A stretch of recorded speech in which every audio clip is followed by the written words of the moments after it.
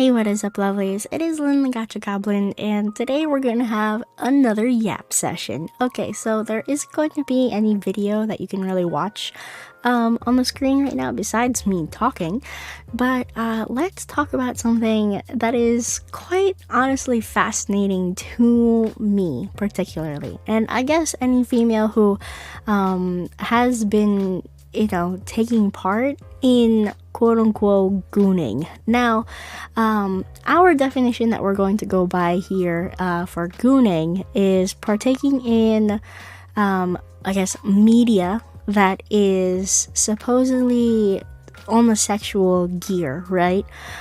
So, it is quite interesting how Love and Deepspace is now classified as a gooner game by the general public, because it is spreading much farther than I thought it would spread. And there have been podcasts of people covering it, different VTubers who have been covering it, and even people who are not even in the gaming space who have talked about Love and Deepspace already. So it is quite interesting to me to see not only regular sane people covering Love and Deepspace and talking about it, but seeing the reaction that men particularly have towards Love and Deepspace. Now, I'm not going to talk about the whole period situation because that has been said and done and reiterated, that it's basically tattered remains now, you know what I'm saying? So what I'm actually interested in, what I want to talk about, is the fact that women have been quote-unquote gooning or been interested in the how do I say this in a way that is not overly sexual or not overly okay, here is what I want to say. Like, women have been reading, different kinds of novels for a very long time that has been always on the edge of being sexually alluding towards something or whatnot, whereas men have been openly participating in things like that with their different kinds of whorehouses, and also picture books that have been seen throughout time. Like, this is going back like decades and centuries ago. So we've seen evidence of men still partaking in that kind of action, that kind of interest. And yet we do not ever focus on the fact that women have also been interested in that kind of thing. I just want to kind of talk about the different ways that women have been participating in the quote-unquote gooning activities over the years, and that it's always been there. It's just never been acknowledged. So that's why when I see men look at Love and Deepspace and be like completely scandalized by how raunchy it could be, they're just like, oh my god, I can't believe that women play this game. Like, you would be so surprised about what is in books. They would be so shocked about what kind of contents women read, and this is way before book talk even became a thing. I remember reading pocketbooks. I guess they were called pocketbooks back then. Different romance novels of like the Regency era and how raunchy those could be. And when you look at the covers on those books when you're in like the supermarket or something, because they're in supermarkets too, it's usually like this really strong, muscular, sometimes his shirt's ripped off, Scottish person holding a damsel in distress with her like breasts almost coming out of her chemise or whatever. But yeah, women have been partaking in this kind of act, I guess, too, and have always found this kind of thing fascinating as well. But there's just an added extra element in our media where it has to kind of touch upon the romance aspect and kind of help us, I guess, feel some certain way.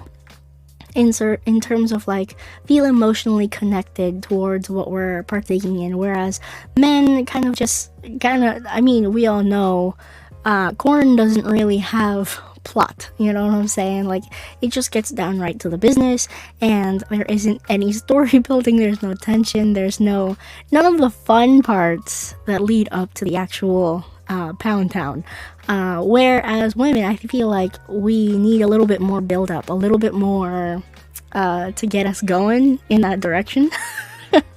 So that's why books have been always something successful in terms of that kind of media for us to enjoy. And it continues on into graphic novels, that continues on into what's that called, visual novels, or otome games like this. And it is so funny to see how far otome games have basically sneaked past the radar of the general public, but now it's like full frontal and center because of Love and Deepspace. And it is quite shocking to see how oblivious people have been for such a long time. I mean, not only men, but like women who have never seen this as a way of entertaining themselves. They're finding Love in Deepspace, they're finding otome games in general, and they're like, oh my god, this is a world that I've never experienced before.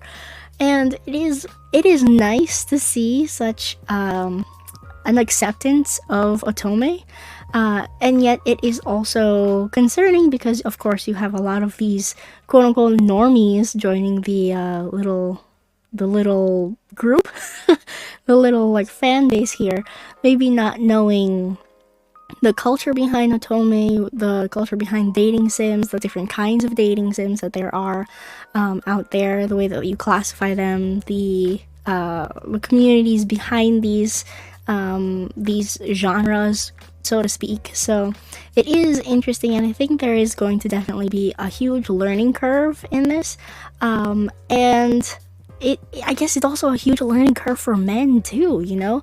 Like, now I see people on like reels, or I guess TikTok, these men, some of them are like, if you want to know what a woman wants, you have to read a novel written by a woman or something like that.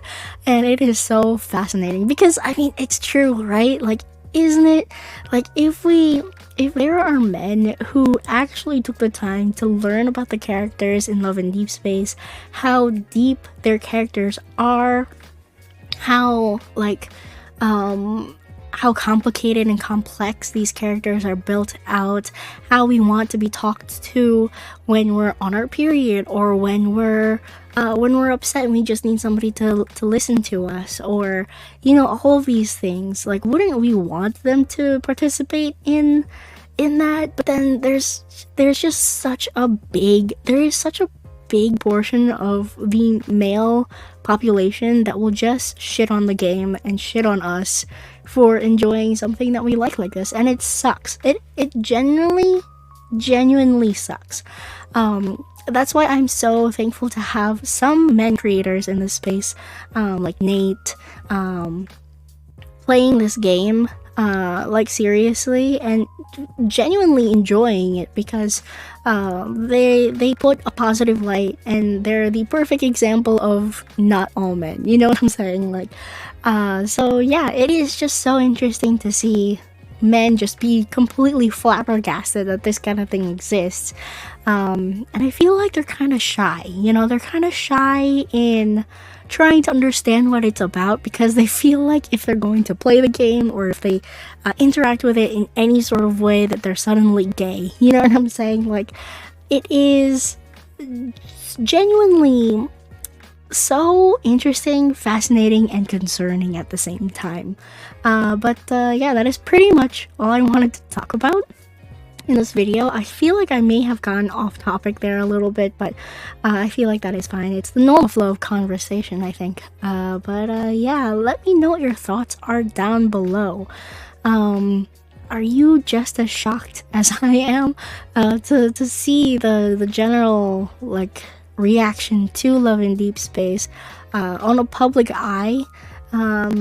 how they're so shocked that a game like this exists. Whereas me, I'm not shocked a game like this exists. But yeah, that is pretty much it. Well, if you want to subscribe to the channel, I cover love in deep space. Sometimes I have little yap sessions like this where I like to just talk things out, give my general opinions about stuff, and yeah, that is pretty much it. Thank you all so much for watching. I am Lynn, the Gacha Goblin, and I will see you lovelies in the next video. Bye-bye now.